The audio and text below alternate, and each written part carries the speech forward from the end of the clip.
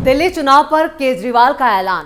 Congress BJP ने बिगाड़ा आपका खेल, चुनाव लड़ने से पहले ही डाले हथियार। क्या केजरीवाल ने मान ली है हार? नमस्कार, आप सभी का बहुत बहुत स्वागत है। आप देख रहे हैं स्पेशल स्टोरी। मैं हूं परवीन शेख। नए साल की शुरुआत के साथ ही दिल्ली चुनावी साल में दाखिल हो चुकी है। राजधानी में अगले महीने विधानसभा चुनाव हो सकते हैं। पार्टियों के बीच सियासी जंग जोरदार होने वाली है, क्योंकि दिल्ली में बीजेपी 3 दशक का वनवास खत्म कर सत्ता में आना चाहती है। इस बीच चुनावी नारे काफी जोर पकड़ रहे हैं, लेकिन क्या इन नारों से निकले संदेश को जनता का सपोर्ट मिलेगा? इस बीच दिल्ली में ना बटेंगे ना कटेंगे पोस्टर दिखने लगे हैं।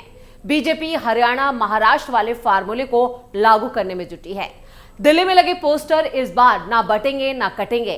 बीजेपी के स्पोक पर्सन आरपी सिंह के साथ ही योगी आदित्यनाथ का पोस्टर लगा है। यानी दिल्ली के चुनावों में भी योगी आदित्यनाथ की एंट्री हो चुकी है, जिससे आम आदमी पार्टी में हड़कंप मचा है। वहीं पीएम मोदी ने चुनावी बिगुल फूंक दिया है। इसके साथ ही केजरीवाल की चुनौतियां भी काफी हद तक बढ़ चुकी हैं। दिल्ली के दिल में क्या है? दिल्ली में 1 दशक से अरविंद केजरीवाल की आम आदमी पार्टी सत्ता में है। आगे भी कुर्सी पर बने रहने के लिए केजरीवाल की तरफ से महिलाओं, बुजुर्गों पर फोकस करके योजनाओं का ऐलान किया जा रहा है। दिल्ली में फ्रीबीज को लेकर आप सरकार लगातार विपक्ष के निशाने पर है, लेकिन केजरीवाल का यह फार्मूला उसे काफी रास आ रहा है। यही वजह है कि पार्टी ने 70 विधानसभा सीटों वाली दिल्ली में 2 बार 60 से ज्यादा सीटें हासिल की हैं। हाल ही में लगे भ्रष्टाचार के आरोपों के बाद अरविंद केजरीवाल को जेल भी जाना पड़ा। यही नहीं, मनीष सिसोदिया, सत्येंद्र जैन, संजय सिंह जैसे टॉप पार्टी के लीडर भी जेल में रह चुके हैं। केजरीवाल ने जमानत पर बाहर आकर सीएम पद से इस्तीफा दिया और चुनाव में जाने से पहले आतिशी को दिल्ली का सीएम बनाया, लेकिन वो पहले ही साफ कर चुके हैं कि दिल्ली का चुनाव उनके ही नेतृत्व में लड़ा जाएगा। ऐसे में भ्रष्टाचार बड़ा मुद्दा है। साथ ही सत्ता में वापसी होने पर मुख्यमंत्री भी केजरीवाल बनेंगे, लेकिन इसके साथ कई कानूनी सवाल भी खड़े होते हैं। केजरीवाल की पार्टी की तरफ से भी यही नारा दिया गया है, नहीं बिगड़ने देंगे दिल्ली का हाल, फिर लाएंगे केजरीवाल। आम आदमी पार्टी लगातार बीजेपी पर आरोप लगाती रही है कि अगर केजरीवाल सत्ता से गए तो बीजेपी फिर बिजली पानी के दाम बढ़ा देगी, सब कुछ महंगा कर देगी। पार्टी जनता के सामने भी इन्हीं सब मुद्दों को लेकर जाती है और पार्टी का दावा है कि अगर बीजेपी सत्ता में आती है तो दिल्ली वालों को फ्री में मिलने वाली सभी सुविधाएं बंद कर दी जाएंगी।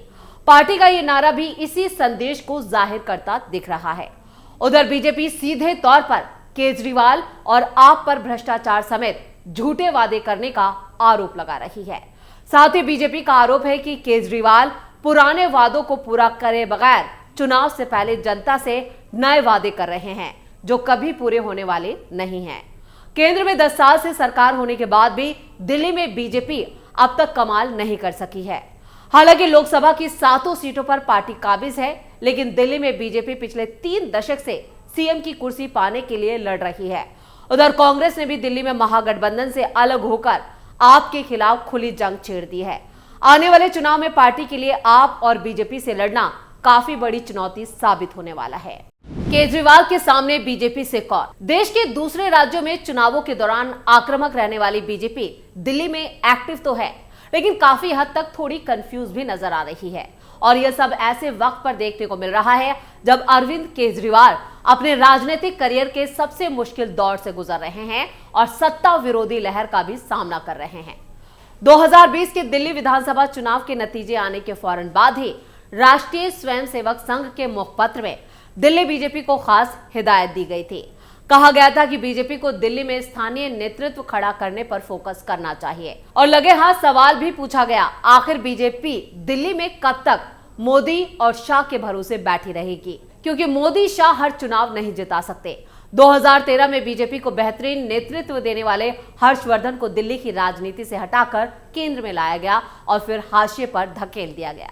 2020 के लिए भोजपुरी स्टार मनोज तिवारी को आगे किया गया, लेकिन चुनावों के दौरान लोग यही नहीं समझ पा रहे थे कि मोर्चे पर आगे प्रवेश वर्मा है या मनोज तिवारी, क्योंकि अरविंद केजरीवाल को अमित शाह बार बार प्रवेश वर्मा से बहस करने के लिए चैलेंज कर रहे थे। पिछले चुनाव के बाद मनोज तिवारी को हटाकर वीरेंद्र सचदेवा को आगे किया गया, लेकिन वो भी खुलकर नहीं। प्रवेश वर्मा को अरविंद केजरीवाल के खिलाफ नई दिल्ली विधानसभा सीट से चुनाव लड़ाने की बात भी कही जा रही है, लेकिन वैसी ही बातें स्मृति ईरानी को लेकर भी सुनी जाती हैं। ये सारी बातें फायदा या नुकसान तो बीजेपी को ही पहुंचा रही हैं, लेकिन तस्वीर भी बीजेपी ही साफ कर सकती है। चुनाव की तारीख की घोषणा तो नहीं हुई है, लेकिन वक्त काफी कम बचा है। अब तक बीजेपी के चेहरे का पता नहीं है, जिसको लेकर कई सवाल उठ रहे हैं। ऐसे में पीएम मोदी की भी एंट्री चुनावों में हो गई है, लेकिन यहां पर उम्मीदवारों के नामों का ऐलान होने में देरी को लेकर सवाल खड़े किए जा रहे हैं। महिलाओं की स्कीम पर बीजेपी का दांव। तैयारी तो बीजेपी की तरफ से भी महिलाओं के लिए वैसी ही स्कीम लाने की है जैसे मध्य प्रदेश से लेकर महाराष्ट्र तक देखने को मिला है। ये बातें बीजेपी नेताओं की तरफ से ही मीडिया को बताई जा चुकी हैं। बीजेपी अभी तैयारी कर ही रही है और अरविंद केजरीवाल ने महिला सम्मान योजना का ऐलान किया, लेकिन उनकी ये योजना फिलहाल ठंडे बस्ते में जाती नजर आ रही है। सत्ता में लौटने पर अरविंद केजरीवाल ने महिलाओं को 2100 रुपए हर महीने देने का वादा किया, लेकिन दिल्ली सरकार के अफसरों की तरफ से उसमें कांटा फंसा दिया गया। सवाल उठने पर दिल्ली के उपराज्यपाल वीके सक्सेना ने संभावित उम्मीदवार महिलाओं के रजिस्ट्रेशन में फ्रॉड की जांच दिल्ली पुलिस को सौंप दी और एक और स्कीम यानी कि पुजारी और ग्रंथी योजना की घोषणा करते हुए अरविंद केजरीवाल ने बोल दिया कि देखते हैं कौन रजिस्ट्रेशन से रोक पाता है। और उपराज्यपाल की चिट्ठी के जवाब में मुख्यमंत्री आतिशी ने भी कहा कि एक महिला होने के नाते उनके कदम से वो बहुत आहत हैं। क्या महिलाओं के लिए बीजेपी की स्कीम में बस इतना ही है? जब तक अपनी तरफ से कोई योजना नहीं लाती तब तक बीजेपी महिलाओं के लिए केजरीवाल की स्कीम पर सवाल भर उठाकर भला क्या हासिल कर सकती है, ये सवाल भी उठा है। लेकिन बीजेपी जिस तरह से अपनी तैयारियों को धार देने में जुटी है, उससे केजरीवाल के खेमे में हड़कंप जरूर मचा हुआ है। चुनाव में घुसपैठिया बना बड़ा मुद्दा। दिल्ली पुलिस बांग्लादेशी घुसपैठियों के खिलाफ अभियान चला रही है और रोहिंग्या मुद्दे पर आरोप प्रत्यारोप का दौर भी जारी है। बीजेपी आम आदमी पार्टी की सरकार पर हमला बोल रही है तो अरविंद केजरीवाल मांग कर रहे हैं कि दिल्ली में रोहिंग्या लोगों को बसाने के लिए केंद्रीय मंत्री हरदीप पुरी को गिरफ्तार किया जाना चाहिए, क्योंकि आंकड़े भी उनके ही पास हैं। रिपोर्ट के मुताबिक बीते 2 हफ्तों में दिल्ली पुलिस ने अलग अलग जगहों से दर्जन भर से ज्यादा लोगों को गिरफ्तार किया। सवाल यह है कि ये सब चुनावों से ऐन पहले क्यों हो रहा है? चुनावों के लिहाज से ऐसी कार्रवाई का क्या फायदा मिलेगा? वैसे भी बांग्लादेशी घुसपैठियों के लिए किसी दिल्ली की राज्य सरकार को जिम्मेदार ठहराया जा सकता है? ये सवाल बार बार आम आदमी पार्टी की तरफ से उठाए जा रहे हैं, क्योंकि देश की सीमाओं पर निगरानी से लेकर दिल्ली की कानून व्यवस्था की जिम्मेदारी तो केंद्र सरकार की है।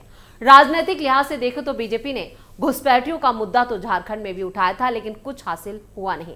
ऐसे में अब पीएम मोदी के भरोसे ही बीजेपी दिल्ली चुनाव में उतर चुकी है। अब सारा दारोमदार जो है वो पीएम मोदी के कंधों पर आ चुका है। अब देखना यह होगा कि जिस तरह से हरियाणा और महाराष्ट्र में पीएम मोदी ने कमाल किया है, क्या वही कमाल अब दिल्ली में भी होगा? दिल्ली में एंटी इनकम्बेंसी। बेशक अरविंद केजरीवाल के खिलाफ दिल्ली में सत्ता विरोधी लहर है। ये बात खुद अरविंद केजरीवाल के एक्शन से भी समझ में आ रही है, क्योंकि वो खुद जो सर्वे उनके आ रहे हैं वो उनसे परेशान हैं।